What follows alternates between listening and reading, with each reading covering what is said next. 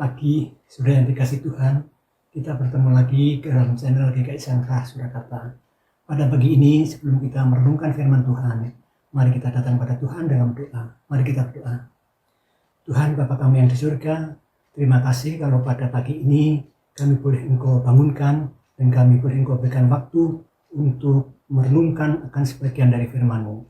Kiranya Engkau akan menolong kami, Roh-Mu yang kudus akan berkarya di dalam hati dan hidup kami, agar kami dapat mengerti apa yang kami renungkan pada pagi ini, biarkan kami juga dapat melakukan firman-Mu dalam kehidupan kami sepanjang hari. Namun kami datang kepadamu, mohon ampun akan kesalahan dan dosa. Selama kami bangun, tentu ada hal yang tidak sesuai dengan kehendak-Mu. Kiranya Tuhan ampuni kami, agar kami lebih layak untuk dapat merenungkan firman-Mu pada pagi ini. Dalam Putra-Mu yang tunggal, Tuhan kami Yesus Kristus, kami datang dan memohon. Amin.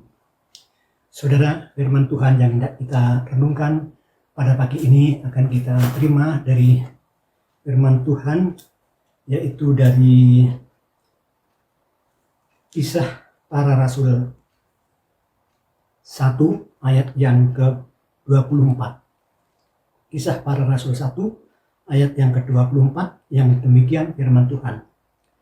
Mereka semua berdoa dan berkata, "Ya Tuhan, Engkaulah yang mengenal hati semua orang. Tunjukkanlah kiranya siapa yang Engkau pilih dari kedua orang ini."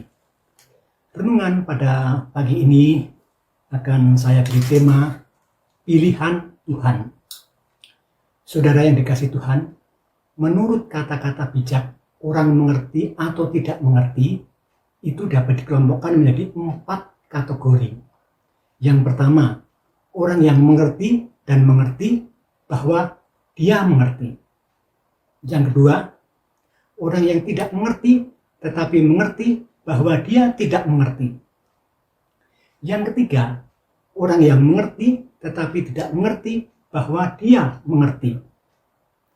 Yang terakhir yaitu keempat, orang yang tidak mengerti dan tidak mengerti bahwa dia tidak mengerti. Saudara, dari 4 kategori tersebut yang dapat disebut benar-benar mengerti adalah kategori pertama. Berikutnya kedua, ketiga, dan yang paling tidak mengerti adalah keempat. Para murid yang sedang berkumpul untuk menentukan pengganti Yudas Iskariot itu rupanya juga bukan manusia yang serba mengerti. Namun beruntung mereka adalah pribadi-pribadi yang sadar akan apa yang selanjutnya harus mereka lakukan. Buktinya ketika mereka tidak sanggup menentukan sendiri di antara Yusuf atau Matias sebagai pengganti Yudas Iskariot, mereka berdoa kepada Tuhan, memohon petunjuknya. Mereka yakin bahwa Tuhanlah yang mengetahui siapa yang tepat untuk dipilih. Lebih dari itu, mereka juga percaya bahwa melalui doa permohonan yang sungguh-sungguh, mereka percaya bahwa Tuhan akan benar-benar berkenan campur tangan di dalam pemilihan itu. Saudara yang dikasihi Tuhan Yesus Kristus, keyakinan yang dimiliki oleh para murid bahwa Tuhan campur tangan di dalam memilih hambanya juga menjadi pemahaman yang melekat di tubuh Gereja Kristen Indonesia. Di dalam setiap pemilihan pejabat gereja, khususnya penatua, selalu diagendakan dan selalu dimasukkan di dalam pokok-pokok doa syafaat di dalam warta jemaat kita. Ini adalah bagaimana ia untuk mendoakan pilihan Tuhan nanti, sehingga dengan sungguh-sungguh mereka akan memilih bersama dengan Tuhan. Pilihan itu juga melalui yang namanya PNCP, yaitu Panitia Nominasi Calon Penatua, atau juga jemaat untuk ikut berperan serta di dalam doa yang mereka lakukan dalam kehidupan mereka sepanjang hari, baik di rumah maupun di dalam persekutuan-persekutuan. Hal itu menunjukkan bahwa Tuhan Allah sendiri nanti yang akan memilih atau memberikan pemilihan yang tepat kepada orang-orang yang dipilih sebagai seorang penatua yang nantinya akan dipilih oleh Tuhan untuk menjadi seorang yang bisa melayani dan bekerja sama dengan penatua yang lain.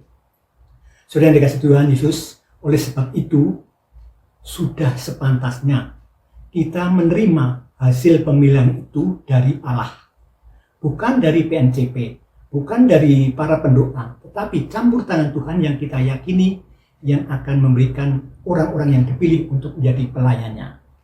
Marilah kita mengingat bahwa semua itu baik, telah dipakai sebagai alat Tuhan, dan siapapun yang menjadi penatua nantinya juga akan dipakai oleh Tuhan sebagai alat di dalam karyanya untuk melayani. Mari kita mendukung dalam doa setiap ada pemilihan penatua, kita harus membawanya di dalam doa kita masing-masing dan di dalam doa kita pribadi kepada Tuhan. Kiranya Tuhan memberkati firman yang telah kita terima pada pagi ini. Amin. Mari kita berdoa. Terima kasih kami boleh untuk mendengarkan firman-Mu dan membaca firman-Mu, ya Allah. Bagaimana Tuhan kebingungan yang dialami oleh murid Tuhan saat akan menggantikan Yudas Iskariot sebagai pengganti genap 12 murid Tuhan Yesus. Namun mereka tidak mengandalkan kemampuannya, tetapi mereka mengandalkan ikut campur tangan Tuhan. Demikian juga yang dialami oleh jemaat di GKI Sangkrah yang saat-saat ini sedang memilih untuk calon penatua. Tuhan kiranya juga menggerakkan kami sebagai pribadi maupun jemaat untuk dapat memilih yang benar dan baik sebagai calon penatua yang berkarya bagi kemuliaan nama Tuhan. Tuhan kiranya berkarya di dalam hati mereka, karena Tuhan yang memilih, Tuhan akan memakai, dan Tuhan akan memberikan kemampuan kepada mereka.